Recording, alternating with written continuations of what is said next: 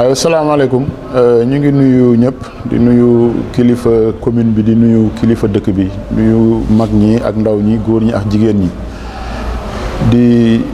sant yàlla bu baax a baax di wax ne dañoo ñëwoon tey pour am benn waxtaan boo xamante ne nii dañ ko bëgg a waxtaan ak askanu Dalifort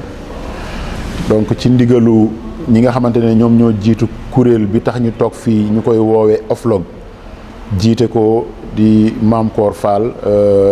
secrétaire général association délégué de quartier yi moom mooy président wu coalition bi di wax ne OFLOG bi tax ñu toog fii benn kuréel la boo xamante ne nii dafa jóg pour tàggat askan yi nga xamante ne nii ñoo nekk ci gox-goxaat yi ndax ñu mën a xam naka la ñuy xeexee guerre. OFLOG boobu mu ngi nekk kuréel boo xamante ne nii ñetti structure ñoom ñoo ko séq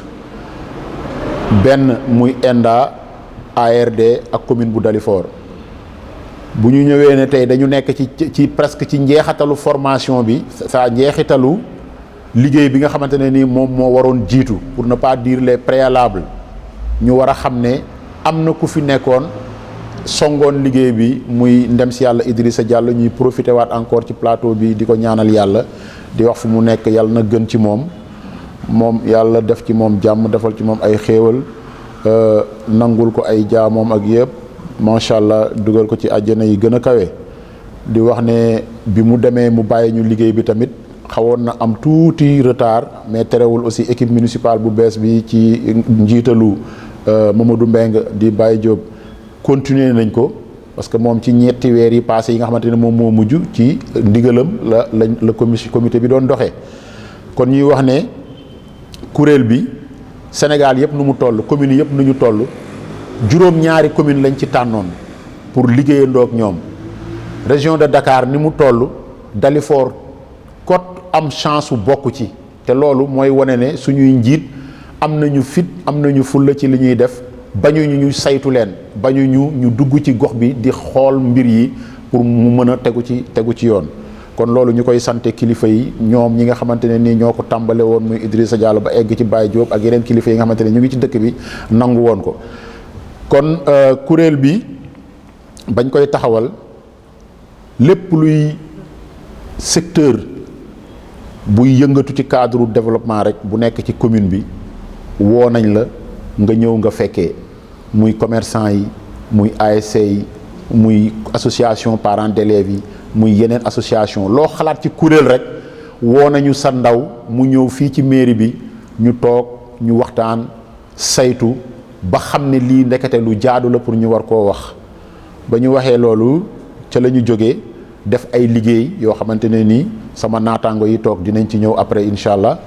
donc liggéey yooyu bañ ko defee nag ci la ñu samp benn kuréel boo xamante ne nii ci wàllu Dalifort ñooñu ñoom ñoo war a saytu di dox mbir moomu pour que la ñu ci bëgg ci ay ndam ñu mën koo am loolu la nit doon ubbee en attendant ñu bàyyi Thierno à la suite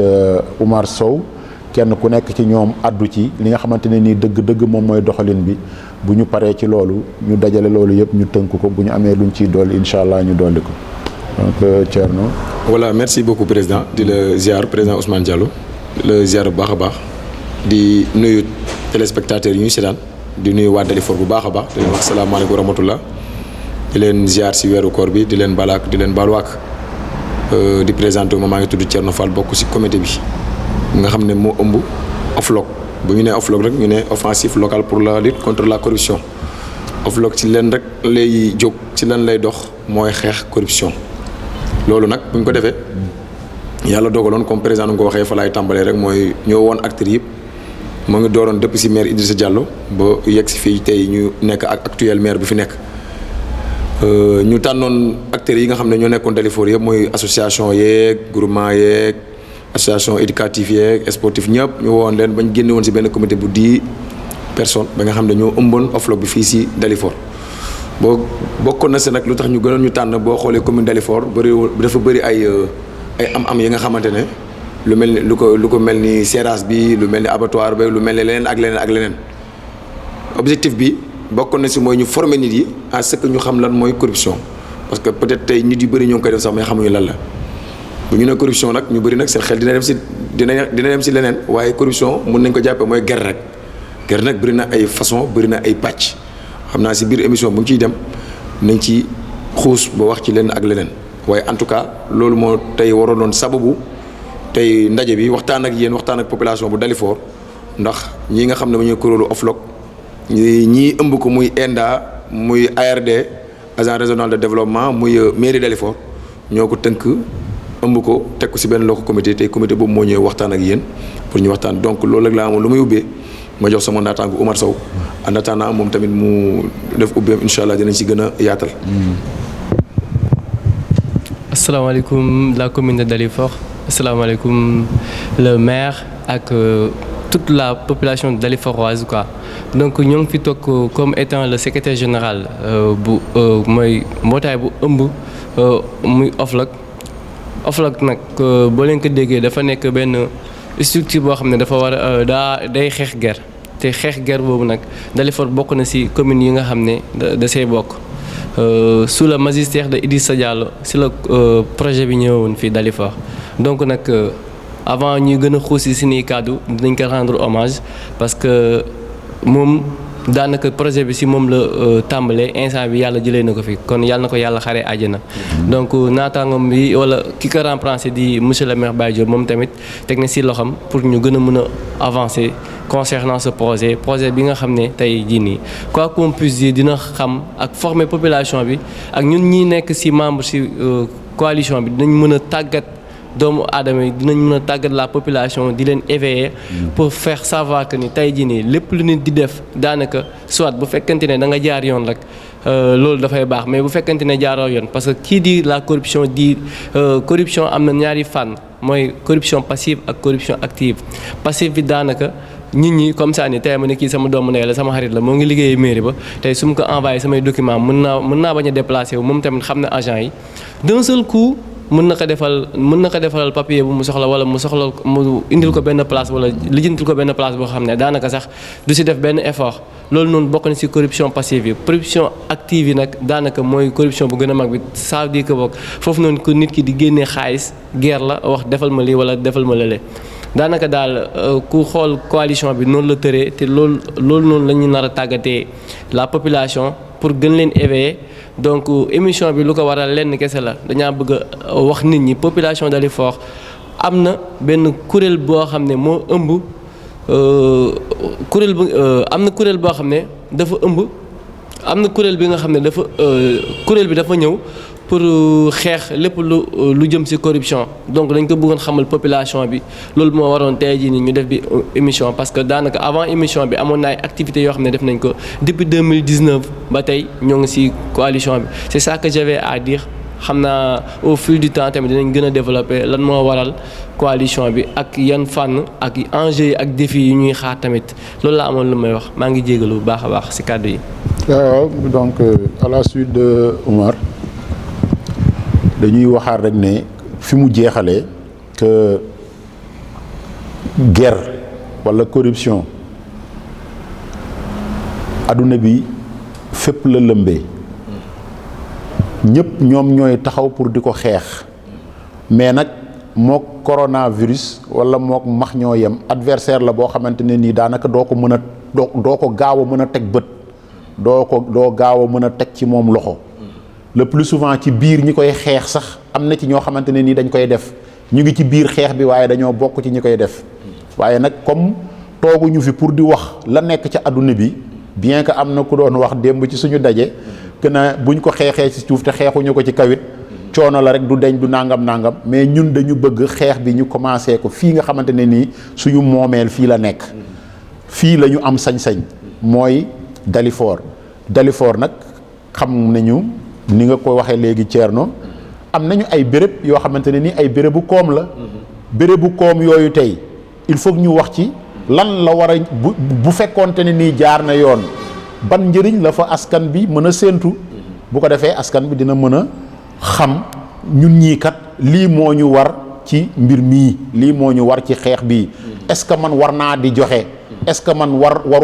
waratumaa di bañ joxe est-ce que warumaa di def yóbbu fi nga xamante ne nii foofu laa ko war a yóbbu est-ce que ki may jox ki tamit warul nekk ku am fulla ba ne man dootuma nangu kenn di ma jox est-ce que donc là aussi en tant que membre OFLOC bi membre coalition bi nga xamante ne nii depuis 2 ans ñu ngi ciy tàggatu ba xam nañu ruq-ruqaat yeeg yu sew yi nga xamante ne ni moom moo ci nekk xam nañu lan mooy différencier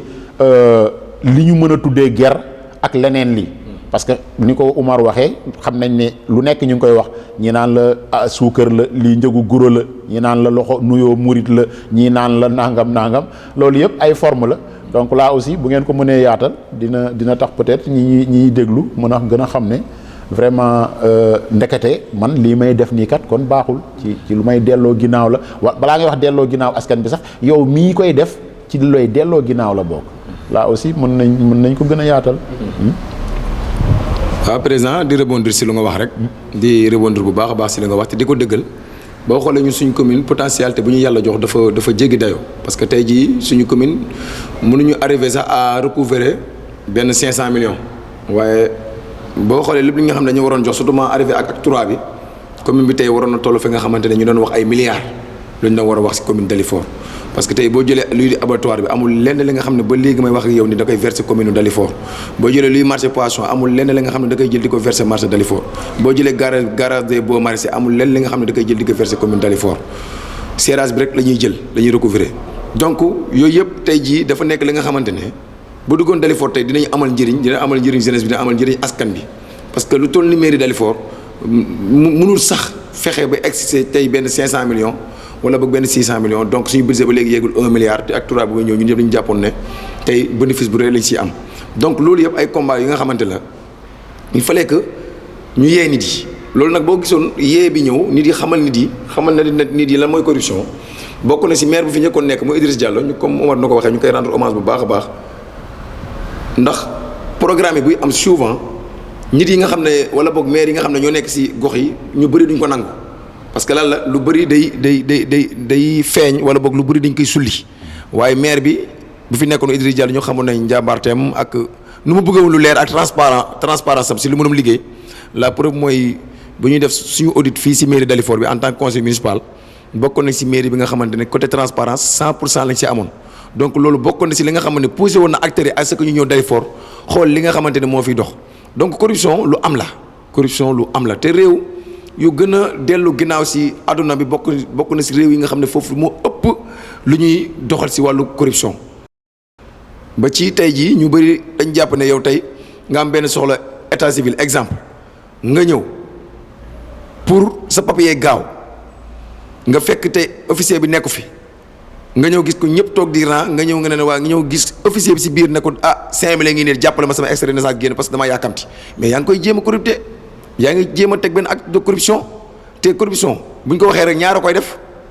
le corrupteur et le corrompu donc dañ si war a bàyyi xel ñoo ngi def ay actes yu bëri yi nga xamante ne tey suñu doom yi ñoo ngi ciy bàyyi xel suñu ñi nga xam ne tey ñoo war a ñëw màgg ñoo ngi ciy bàyyi xel ñoo ngi si day affaire tey bu ñu ko gisee ñu koy def dañuy jëm jàpp dem ba si biir ba président dañuy jàpp ne sax tey lii ñuy def nii sax lu yenu maanaa la wala bokk lu baax la or que lu baaxul si société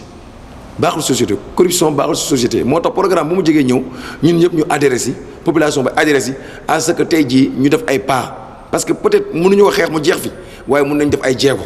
mun nañ sensibiliser mun nañ wax parce que tey activités yu bëri am na fi ba balaa émission bii di ñëw activités yu bëri jaar na fi ba laa mooy alxames bii passé rek la ñu woon rencontre bu mag bi nga xamante ne fii si Dalifort plus de 100 personnes ñëw nañ fi ñu def activité bu mag invité nit yi à ce que ñu xamal leen lan mooy corruption foofu laay joxe Omar incha allah mu dugg si moom tamit wax si activité wax si yeneen programme. waaw comme samay naataango ni ñu ko waxee rek ñun ñi nekk ci coalition bi daanaka comme président nu mu ko développé Thierno Fall aussi même chose man mii tamit di secrétaire général daanaka man maa ci gën a nekk ndaw sax mais taxul tamit ñu des ginnaaw parce que daanaka nit ki moom soo nekkee ci dëgg moom soo nekkee ci dëkk soo gisee lu war a doxal dëkk da nga see war a ànd quoi qu'on puisse dire bul xool sa appartenance politique wala bul xool sa benn bul xool ne man fii laa bokk daanaka daal comme ni ñu ko waxee la coalition bi balaa ñu kaa tëral aussi on a fait la cartographie quoi de toute la commune donc xam niche yi fan ak fan mooy xam niche yoo xam ne fii mën na acte de corruption mën na ci am xam lépp ba tëgg benn na laa ko mën a tuddee benn livre daanaka mën nañu wax livre la parce que tey jii ni loolu moo ñu permettre ñu mën a def yenn activités yi parce que tey jii bu ñu ñëwee ñu ne ok passation de marché nu ñu koy defee ñu def ci formation gestion foncière nan ñu def ci formation daanaka foofu noonu suñu xoolee ci passation de marché rek xool gestion foncière kon war nañ xam ne carrément on peut dire que Sénégal en miniature ci ñaari gestion yooyu noonu rek suñu xoolee tey gestion foncière xam nañ instant bi Sénégal c'est un pays bi nga xam ne tey jii nii suñu waxee wàllum suuf rek dañuy wax ne dañaa am spoliation foncière donc loolu noonu yëpp lan moo ko indi tey jii y a des géants immobiliers comment dire dans le milieu urbain tey jii suñu xoolee Dakar problème foncier bi yëpp doo dégg ne kii jaay na sama tool déedéet da ngay dégg ne kii jël na ay faux papier ba jël sama benn terrain tabax na ci immeuble wala tabax na ci benn hangar bu mag a mag genre mel noonu bu fekkente ne côté rural bi la ñuy wax foofu noonu dañ daanaka béykat yi lañ gën a sonal kon donc gis nga suñu xoolee loolu yëpp ci acte de corruption la bokk tey jii suñu xoolee suñu gestion foncière rek war ngeen xam ne carrément corruption moo lal foofu noonu yëpp parce que lenn dafa am tey jii nii y a des structures étatiques yoo xam ne ñoom ñoo ŋànk loolu noonu tey man mënuma ñëw am sama benn pukus kële wala Thierno Fall jóge fële jëm wuti di benn papier mu ne par force maa moom sa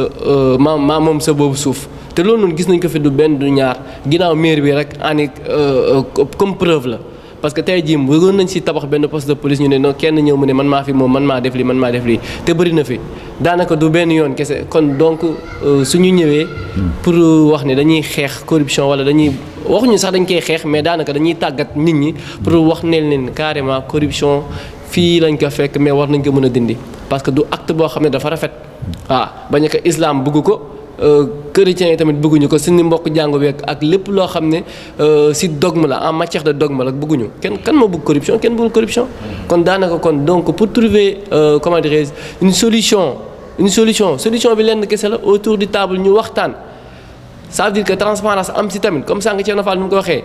tey jii ku xool mairie de Dalifort xam nañu carrément sous le magistère de Idrissa Diallo mos nañu tabal médaille or ci affaire de transparence kon daanaka dañuy ñaan tamit maire bi fi nekk tamit yàlla def ko tamit suba tamit su defee bokkee ci boobu concours mu bokk ci transparence parce que ndaw Dalifort yi bëgg nañ liggéey xam nañ liggéey te tamit suñu mag yu baax yi suñu papa yi suñu tonton yi comme ay ñoom tonton Ousmane ñoom délégué Mame Kor Fall daanaka ñoo ngi ñuy tàggat tamit ñoo ngi ñuy teg ci yoon bu baax kon donc ñoo ngi woow la population ñu adhérer ci comment lutter contre la corruption à travers des actes simples nag actes simples yi comme ni mu ko waxee sànq nuyoo murit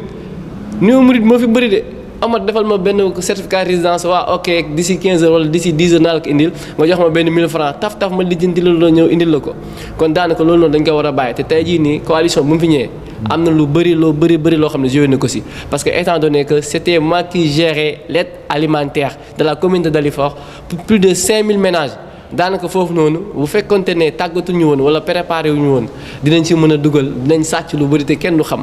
parce que tey jii ku ñu jox plus de 5000 wala 10 000 sacs de riz amaana su la neexee mënoon nga si rocc benn wala ñaar mais say valeur ñoo la permettre wala ak si organisation yi nga bokk permettre la ngay doxalee naka su dul noonu. daanaka loolu bu mu jàllee sax sous préfet dafa woo maire mu ne ko daanaka Dalifort moom mooy commune bu njëkk a pare si distribution aide alimentaire parce que nuñ ko jàppee la ak nuñ ko tëralee comme programme. daanaka daal loolu chaque instant am nañ kàddu bu ñu mën a wax si affaire corruption loolu daal la ñu amoon lu ñu wax ñu jox si ni doyen. président Ousmane Diallo mu am si tamit lu mu si sànniwaat. waaw merci Omar donc pour revenir encore une fois de plus pour wax ne mbir mi dafa bëri ay fànn. pour ñu dellu si waat toujours rek ci commune ci activité wu commune bi gis nañu suñuy mbedd parce que loolu ñun la concerné suñuy mbedd da ngay gis tey ku ñëw nu mu la neex nga sampee wala nga ñëw sa buntu kër nga jàpp ne mbedd bi yow yaa ko moom gis nañ ko fii nga dagg ci benn morceau yow yaay am fitu loué ko nit jàpp ne yow yaa ko moom fàtte ne mbedd la voie publique la ñuy wax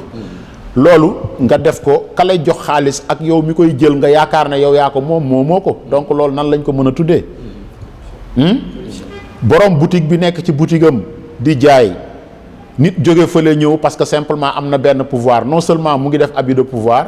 mais aussi acte de corruption dafay topp ci ginnaaw parce que da ngay ñëw naan ko waaw sa boutique bi mel na nii sa nangam bi mel na nii sa marchandise bi lii sa marchandise bi lële pour que mu yëkkati dara jox la c'est de la corruption problème mu suuf bi nga wax nii fii tey nga gis tey espace boo xamante ne nii fii domaine public la ci responsabilité wu mairie la war a nekk nit jóge fële ñëw dem uti ji benn këyit ñëw pour lu kenn mënul expliquer def fa dara te fekk loolu normalement bu dañ ko fa bàyyi woon pour mu war a mën a njëriñ askan bi. boo xoolee tey Dalifort ñu ngi nii lu yàggul rek maire Baye Diop il en est témoin on a échangé ci yenn affaire ci kanamu beneen kilifa mais da ngay am financement sax pour tabax école doo am foo ko def pour lan parce que am na ay doomu aadama yu ñëw am fu ñu jaar laqarti joxe ay weccet ñu defal leen ay këyit ñu ñëw taxaw war na ne la ñoo ko moom fekk moomuñu ko. donc forme yooyu moom mooy li nga xamante ne nii bokk na ci li ñu yàqal. te pour dellu si pour wax ne guerre dafa am conséquence. conséquences yi mu am vraiment bëgg naa ngeen dugg ci la ngeen ci dégg ci cadre atelier yi ñu def ci formation ñu def ñu wax nit ñi guerre bi ban musiba lay jural askan bi lan lay yàqal askan bi il faut que loolu aussi ñu wax ci pour que nit ñi xam dëggantaan lii vraiment man kat waruma dugg ndekete ci lii. mën nañ ci jël benn exemple rek tey mairie bi su fekkonte ne nii am na 2 milliards de budget yi nga wax nii. pour mu recruter ay jeunes ñu liggéey du ko jafe. loolu benn exemple la. kon loolu aussi bëgg naa ngeen xuus ci tuuti. waxtaane ko ak askan bi ñu dégg ñu xam ne vraiment nit ñi ñu ngi def te li ñuy def li ñoom seen bopp lay tardel encore une fois de plus. merci président lu nga wax lu nga développé rafet na di ñëwaat rek comme nu nga ko waxee rek ndax tey corruption sànq maa ngi koy wax bu duggee si dëkk rek yàq dëkk parce que dëkk yu gën a arrière si adduna bi moo nekk dëkk yi nga xam ne moo ëpp corruption si adduna bi donc corruption baaxul si réew. léegi la président di joxe benn exemple li nga xam ne corruption fu mu dugg rek lu nga war a am doo ko am te lu nga war a def tam doo ko def donc tey bu ñu jëlee benn exemple ñun commune Dalifort tey ñoo ngi wax tey ay budget 2 milliards 3 milliards 4 milliards mais yow tu n'arrives même pas à recouvrir 500 millions donc loolu problème la mais tey 2 milliards bu ñëwoon mais peut-être mairie bi dina recruter ay yeneen jeunes dina def ay infrastructure dina def ay affaires yoo xamante ne moom moo ko jëlal boppam du xaar sax financement feneen mais acte corruption taxawee rek loolu yëpp nga ñàkk ko mais tey am na fu bëri fu nga xamante ne lu nga waroon def doo ko mën a def donc problème emploi day posé wu problème société bi day posé wu yeneen problème parce que bu ñu nee ba tey ñëpp approprié ko rek jàpp ne lii ñuy def kat lu baax la wala bokk yoon may na leen ko pour ñu def ko rek réew moom noonu moom problème dafay commencé am te problème fu mu am rek baaxul donc suñu poste de police baa ngi nii tey exemple nga koy jël yàgg nañ ko xeex depuis si maire Idrissa Diallo di ko xeex pour am ko ndakate lan la benn problème rek la mooy DP 114 bu ñuy wax nga xam ne fi la mairie war a nekk mairie bi si la bokk matinée bi si la bokk si ginnaaw poste de police fu mu war a nekk si la bokk tey ji dañ dem ba si biir ñu bëri jàppoon nañ benn waaye moom ku ñu doon wax Ndiaye famille Ndiaye ñoom ñoo ko moomoon mais dañ dem ba si biir ñu comprendre comme quoi que ndakate kat kon si patrimoine Dalifort la bokk ba tax incha allah am nañ yaakaar bu baax a baax travaux poste de police bi dinañ reprendre waat am nañ si yaakaar donc yooyu loolu rek la fi posé problème développement lay andi sous développement lay andi ba tax na yow tey boo waroon jógee fii de point A war a dem de point B pour sa réew am naataange sa réew mën a yokku gàncax mën a yokku leneen nga am ko si corruption bi day yàq lu bari donc ñu ñooy ay ndaw ñu ñooy avenir ëllëg ñoo war a bàyyi xel si yooyu ñoo war a bàyyi xel si formation yi ñoo war a bàyyi xel si lan mooy corruption si ak lu ñu fi développé ñu jël ko mu nekk suñu arme ba ñu mun si conscientiser ñeneen donte peut-être am na ñoo xam ne mënuñu ko wéyal wala boobu mënuñu ko bàyyi mais nañ naxanteeg ñun jóguñu pour xeex corruption benn yoon mu jeex mënuñu ko jéemuñu ko sax waaye kat ñoo ngi teg ay jéego yi nga xamante ne peut-être ñoo ngi sensibiliser peut-être ñoo ngi wax ak nit yi peut-être ñoo ngi def ay actes yi nga xamante ne nit yi bu ñu ko gisee kat am na koo xam ne tey bu naroon ñëw état civil sax ne xaaral ma gis officier bi jox ko benn 5000 pour am lii dina bàyyi ma jaar fu mu war a jaar rek ndax pour nga am résidence 200 la pour nga am certificat résidence ñoom ñëpp loolu yëpp 200 la extrait de naissance 200 la donc tey nga war a ñëw génnee benn 3000 joxe ko pour am extrait de naissance tegoo ko loolu maanaam loolu la ñu jóg pour xeex exemple la extrait de naissance 200 la mais yow yàkkamti mu nga yàkkamti génne 3000 pour am extrait de naissance mais y a problème donc ay actes yoo xam ne dañ ko war a xeex la actes yoo xamante ne ñun comité bi nga xam ne mooy OFLOC si loolu la jóg si loolu lay dox donc ñu bàyyi Omar tam moom tam mu développé si. waaw daanaka comme comme Thierno Fall nu mu ko waxee rek ak le président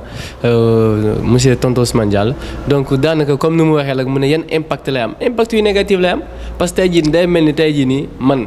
ma ñëw ñu ne ma bàyyi di taxaw si naaj bi chaque jour bàyyi di taxaw si naaj bi chaque jour dina la indil bi problème ma ne dama maa bañ tey jii sama bañeel boobu noonu dina ma fa indil benn feebar boo xam ne kenn du xam nu muy demee tey jii rayon ultraviolet mën na ma dugg ma am cancer te xam nañ ñun ñëpp xam nañ ni carrément cancer moom ku ko xas ba am nag daanaka mooy loolu noonu am na feneen fi ngay am na stade bi ngay toll bi nga xam ne pour dund moom du mënati nekk économie c'est comme ça tey jii bu ñëwee di def corruption di grignoter daanaka kaña moom su commencé di yëy benn côté rek day yàq lépp kon donc corruption noonu la mel ci dëkk bi kon daanaka loolu noonu dañ ko war a bàyyi dañ ko war a sóoraale xam ne ni carrément tey jii nii bëgg naa am benn affaire rek jaar naa fu ma war a jaar du la yàqal dara vraiment mais tey jii di def ay raccourci si tëli lañ ko xamee daanaka oto sax su defee raccourci dina dem ba benn instant sax du mën a demati kon donc nag corruption comme niñ koy waxee dafay yàq day nasaxal comme dëkk te en plus gis nga tey jii acte de corruption ñuy def yooyu noonu day tax tey jii nii mairie Dalifort supposons que dafa war a recouvrir si damay jël exemple rek tey jii ñu ne OVP occupation de la voie publique cantine yu fa nekk ak table yi gens yu mel noonu si marché yi dañaa war a recouvrir benn 1 million chaque mois mais suñu demee ñu calculer def xayma boobu noonu parce que nan laa ko mën a tuddee ça veut dire que y a des financiers yu calculer loolu noonu parce que ku calcul moom comme ni ñu koy waxee rek côté finance c'est pas exact donc nag soo defee calcul boobu à 90% wala 99% war nga ko mën a am mais daanaka da ngay recouvrir nga am benn 54% kon yeneen 40 wala 55% yi fa la dugg doo comprendre kon donc tey jii nii comme ni ñu koy waxee daanaka nit ñi nañu am ay valeurs éthiques et morales di sóoraale ëllëg bëgg yëfu àdduna bu mu ñu yóbbu ba ngay def yenn yoo xam ne bu subaa di nga yàqal sa doom yàqal say sët yàqal population bi parce que tey jii comme ni ñu ko waxee daanaka am nañ fi seeni rapport yu ko doon wax corruption murum kaañ ci kaw lay jóge xam ñu si suuf lay gaañ daanaka dëgg la ñu si suuf lay gaañ ci kaw lay jóge mais daanaka tamit dina jóge si suuf di jëm ci kaw parce que tey jii bu fekkente ne nit daf ma ñëw fekk sama biir kër comme kenn mës na ma ko def quand j'étais un agent à la division sociale, hygiène et environnementale de la commune. Parce que daanaka nekk naa fa 3 ans yor côté hygiène nit ñëw na fi koo xam ne si Dalifort fii la dëkk nag du ma wax ban zone la dëkk mais Dalifort fii la dëkk moo ngi voyager Chine di va et vient mu ne ma na soo ma branché lay sama force directement fekk instant boobu noonu travaux yi jeexagul dinaa la yónnee iPhone sama demaatee Chine. ma ne ko loolu du mu ko def quoi qu'on puisse dire man de sama téléphone bu simple be moo ma gënal sa iPhone bi nga may wax nii très sincèrement beneen yoon tam ma demaat nu mu tuddati cité nan laa ko mën a tuddee sax cité kii nii Touba Seras y a un ancien commissaire ma dugg si këram ñuy vider seen fosse moo ñëw foofu noonu dugg ma ne leen wax dëgg fa neexee li ngeen def ni acte de corruption la parce que tey jii nii on ne peut pas concevoir ngeen jël lenn loo xam ne dina yàq environnement bi ngeen koy vider. xam nga léegi nit ki moo ngi dem si kër jàmbur il faut ngeen arrêté loolu dañu ma dugg si kër gi mal mëne ma et xam nga à travers sama téléphone laa woo adjudant chef Diamon et je le salue au passage moom mujjee dimbali mooy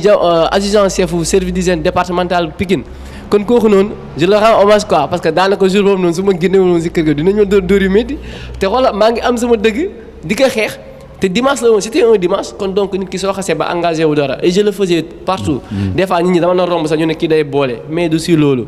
dëkk neexut a defar parce que da ngay defar nit ñi jàpp ne seytaane nga wala yow da nga ànd ak kii moo tax jusqu'à présent nag ku ma gis muy def naka su dul noonu dinaa wax lii bu ko def te dañ comme ni ñu koy waxee daanaka waxkatu dëgg moom du bëri ay àndandoo waaw loolu moom bu yeboon na que ñëpp xam te ku ñu xam nag xam nañu carrément am na ku ñu tàggat te ku ñu tàggat ki si dëgg la doon dox muy feu